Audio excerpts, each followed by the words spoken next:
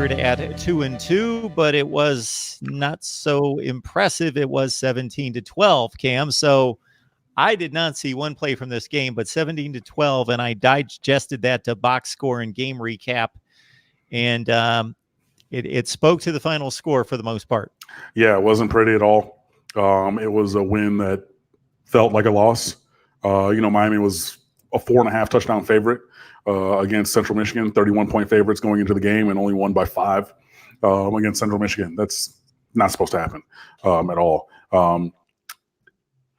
Even in the Toledo game a couple years ago when Logan Woodside was their quarterback, they put up some points, but Miami won by, 5 touchdowns or so. But, eventually stretched it out. But 17-12, that, and Toledo got that Central Michigan got that touchdown to cut it to 17-12.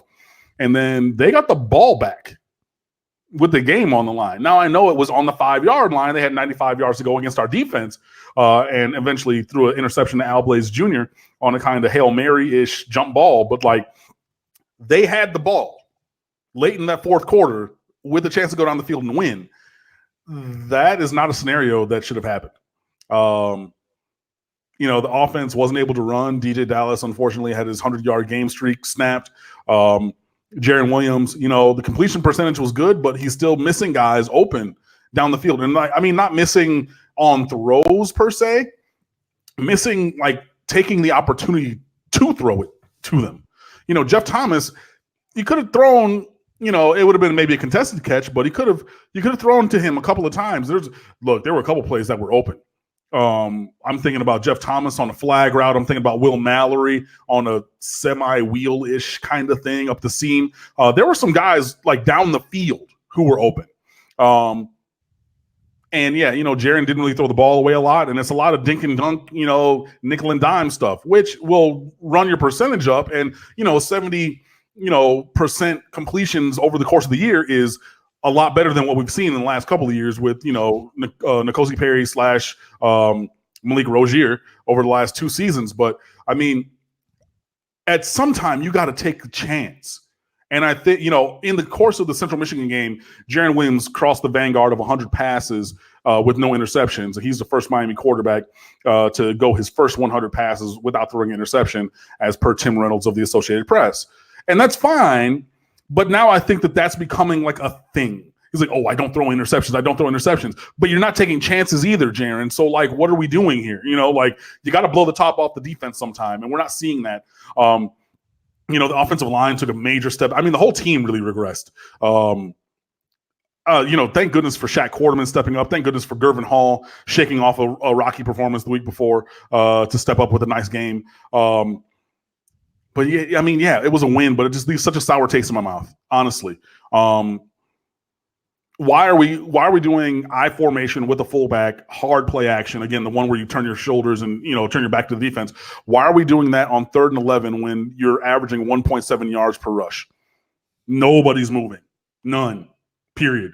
Our guy, Marshall Thomas, he put up a couple videos of some plays. My boy Roman, who unfortunately writes for another outlet, he does a recap thing where he calls videos and things like that. And he pointed out that same play and other plays. Look, you're not affecting the linebackers if you're not able to run the ball. And averaging, actually, I still have the stats pulled up. It ended at 1.5 yards per carry, 34 carries for 51 yards on the day.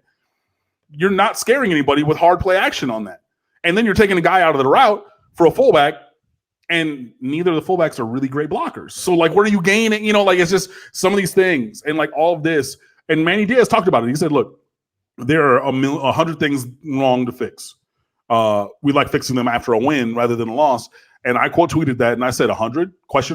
Because, there's a lot of questions and not a lot of answers. And this team continues to play below the level of their talent, play down to and below the level of their opponents. And we've seen that time after time, year after year. Even in the 2017 season, which started 10-0, those last 3 games were terrible.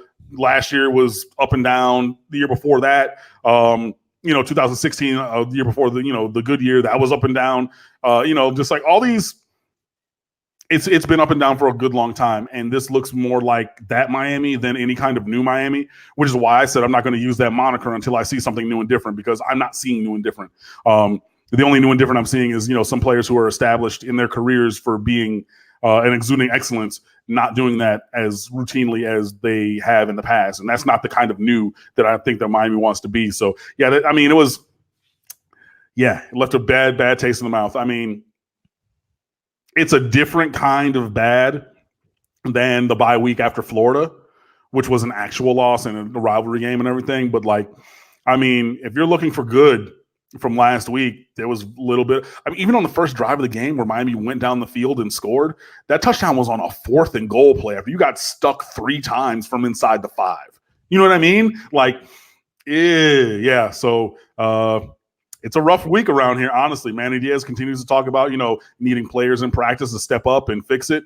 He said last Wednesday's practice was the worst of the year, and we saw that borne out on the field on Saturday. Today, even he stopped practice and, yelled at the team and said, I need leaders. I need y'all, somebody on this field, one of you guys wearing a helmet and shoulder pads to help fix it. Because if you want me to fix it, you're not going to like my fix. And honestly, Manny, I'm at the point where I don't care who fixes it, but it needs to get fixed.